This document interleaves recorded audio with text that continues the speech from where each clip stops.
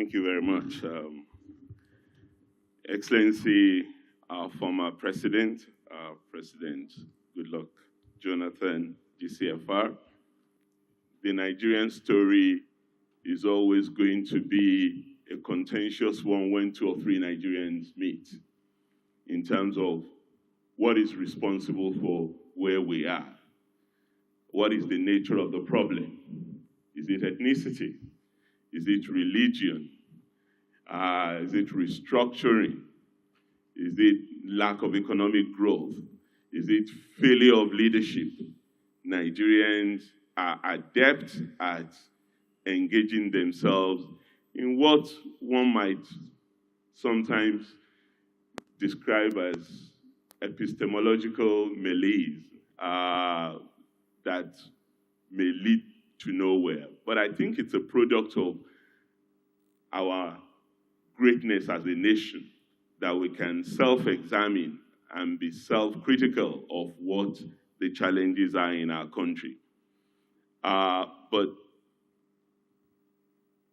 even as much as we want the data to speak, as the former speaker, former minister said, I think it's also important to locate the data within the context of our history. Because I would rather like to see the challenges that we face that no one debates or contends, even as Yuyu says, all he wants is for us to speak about the how to make Nigeria work. Because we all have our reasons for the why Nigeria has not worked. Whether we reach a consensus on that or not. But I guess one of the very first questions that I always ask myself is, what is this Nigeria to us? If you want to make something work, if we want development, as we all cherish, we must understand what we want to develop. You cannot develop what you don't have. And I think the very first questions we must ask ourselves is, what does Nigeria mean to us? There is no consensus, even 63 years after independence, on what Nigeria means to us. At least there's no minimum, irreducible consensus that we all agree on, that this is what Nigeria means to us. We have different variants of what we would like it to mean to us. And we have stigmatized difference and weaponized diversity. And we all pick it out and use it for whatever purpose we would like to deploy that in the quest for our own notion of what Nigeria means to us. But even as we do not know or have a consensus on what Nigeria means to us, we also cannot conclude that Nigeria is meaningless to us. Because it is not.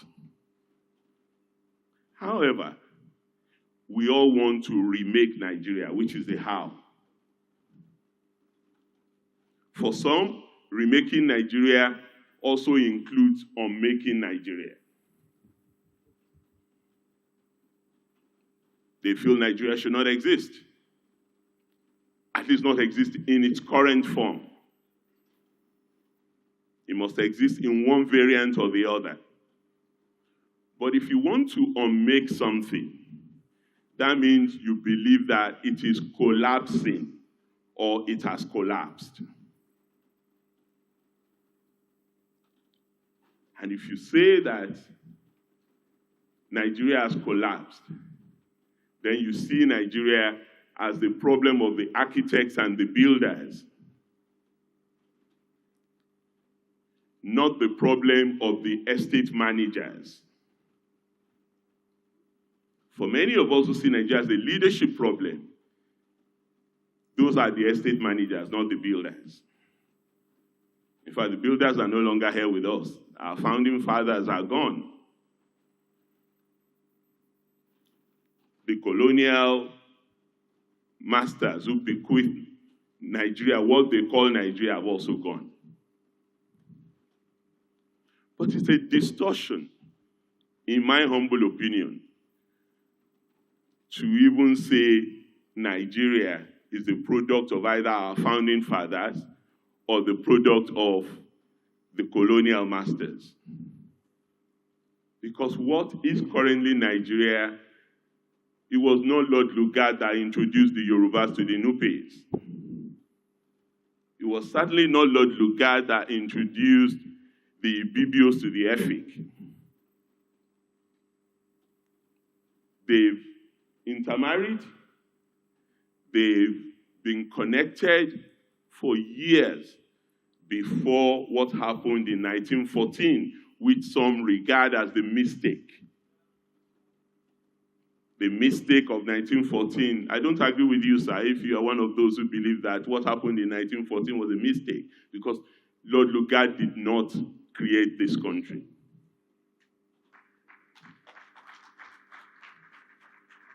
So we need to start from that brass tacks first. Yes, our old professor, the late Professor Claude Ake, once wrote that the post-colonial state in Nigeria does not have development as part of its agenda. And it's true. But how can you have development as part of the agenda if you don't even know what the nation state is?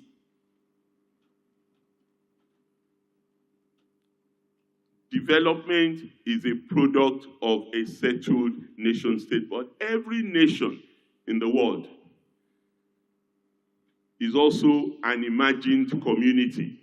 There is no nation that was built lock, stock, and barrel and delivered as a perfect union. That is why the Americans will say that they are in search of a more perfect union, even now that we still see them as one of the more mature democracies or productive nations. What January 6, 2020 brought into clear relief to all of us who may imagine that is that even America is not settled. It experienced a constitutional coup of a president who wanted to remain in power and was ready to use the military to subvert democracy. So, even as disillusioned as we may be about where we are on this journey, 63 years may be long in the life of an individual. Our brother is 60, and he has gray beard, Your Excellency, so you may think he's an old man. The bones are creaking. But 63 years is very tiny in the journey of a nation.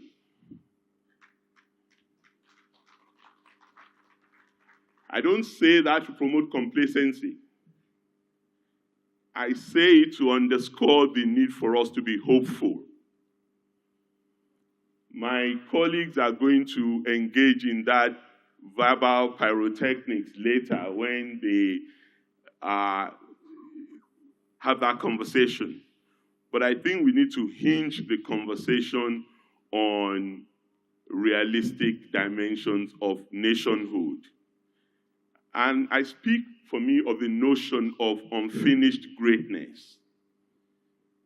Because clearly, Nigeria has not realized its potential, and Nigeria is not working the way we want it to work. There's no question about what my sister has presented. No one could challenge it or contend with the data that she's presented, because that's the truth. But she also spoke another truth there, that the elite Many of us who are here, form part of that elite, were largely responsible. But we're not just responsible because we have underperformed in our various tasks and assignments. We're responsible because we have not provided leadership to generate that consensus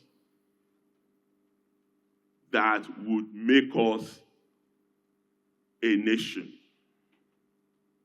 We're countries, very many countries, but we're not yet a nation. And in every society, it is the elite that lead the drive towards nationhood. Not by weaponizing diversity or stigmatizing difference, but by ensuring that we build on those things that unite us as a nation. And we derive common values that are consistent with the notion of greatness and seeking prosperity for the greater number of our people. I think that is where our challenge lies. And the how to do that is what I believe our brother Udenta has asked us to come and reflect on here. And there are many ways to do it. We know some of the things that are more concerning to our people. There are existential threats that our people are grappling with. What became popular notion after my 2014 loss in Ekiti, called the stomach infrastructure. These are existential challenges that Nigerians have.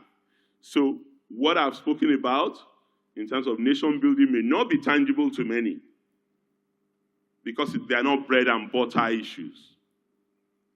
But ultimately, that is what it will require. But even if we reduce it to that existential notion of progress, let us at least build some consensus around that.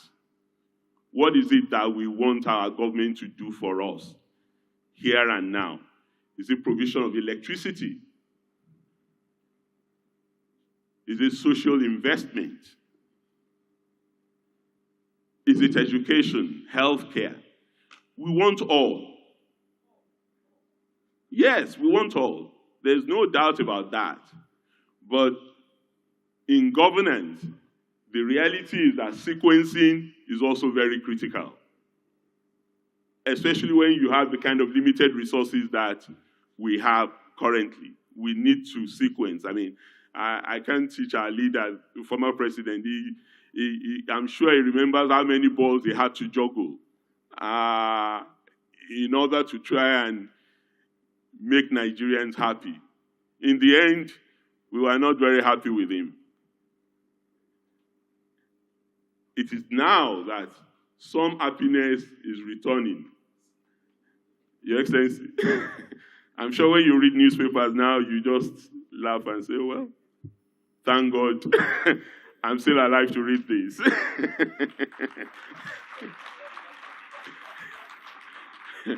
Because I was reading our finance minister a couple of days ago, Wale Edun, say that the last time we experienced growth, economic growth, concretely speaking, in Nigeria was during your administration.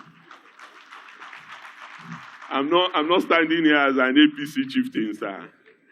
I am, somebody said Harvard. Let me correct that so that I'm not guilty of impersonation. I'm visiting professor at King's College, University of London, not Harvard. But the important point to make is that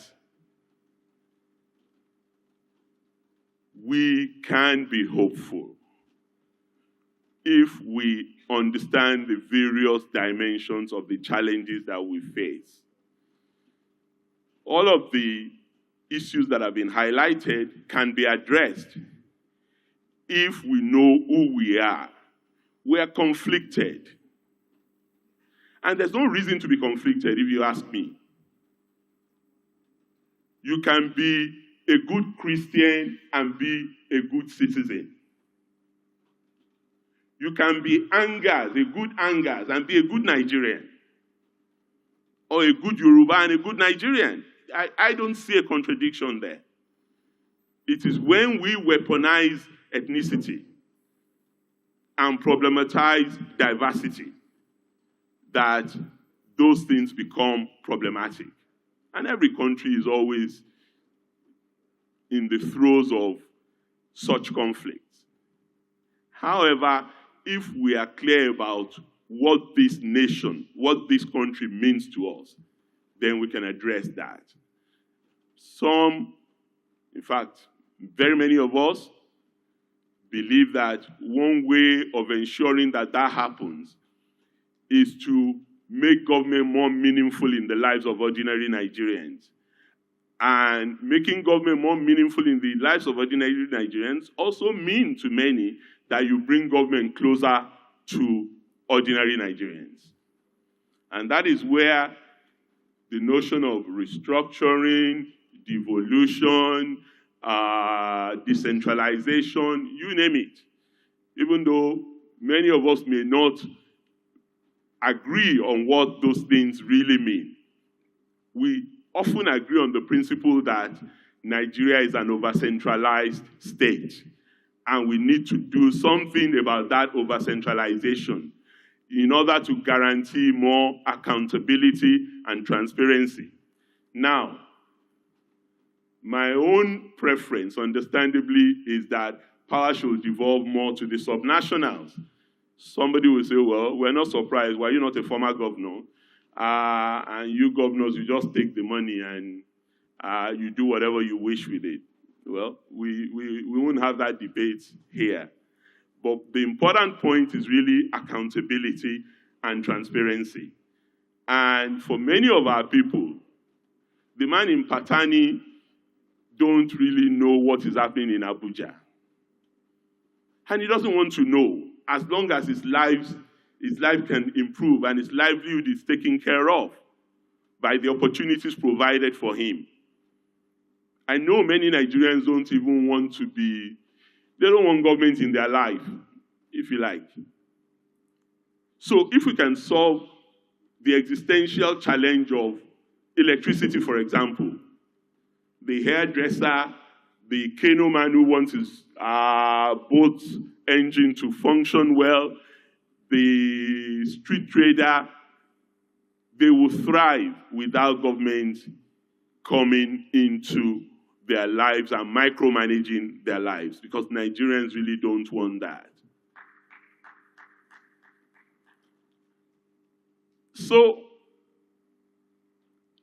making Nigerian work, in my humble opinion, also means asking ourselves, how do we build a consensus around the notion of Nigeria that is acceptable to all of us? We cannot get into the developmental challenge fully unless we understand who we are and where we want to go. And that is why it's a complementary issue. Yes, we must answer the developmental challenge. We must put the feet of those we have elected into office to fire. But we also must understand what it is that we want to do as a country, what it means to be who we are, and the nature of even the government we want to run. One of the things I saw this morning on my way here was a cable news interview with our former president, President Olusegun Obasanjo, where he was saying that he's come to the conclusion that the liberal democracy as we have practiced it is no longer working for Africans, and we need to revisit it. He didn't quite say that he has an answer. They asked him, so what's your solution? He said, I don't know. But we need to begin to interrogate this liberal democracy, and I agree with him. If we must move from political alternatives, and we have political alternatives all the time. If we're not happy with PDP, we go to APC. If we're not happy with APC, we go to Labour, NNPP. I think we are almost at a dead end on that. We need alternative politics rather than political alternatives. And my own notion of alternative politics that can lead us to building a better consensus around progress is that you cannot have 37% of the vote and take 100% of the spoils. It is not going to work. It's not going to help build consensus. It's time that we as a country begin to look in the direction of what is generally known as proportional representation, so that the party declared to have won 21% of the vote also has 21% of the government.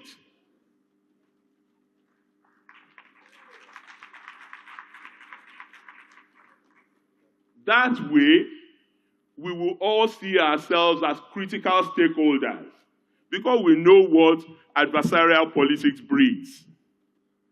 Adversarial politics always breeds division and enmity. Even when what President Jonathan is doing, which 10 or so years after, all the political parties in this country agreed with. They even put it in their manifesto. Subsidy must be removed. Subsidy must be removed. Subsidy must be removed. We in ACN at the time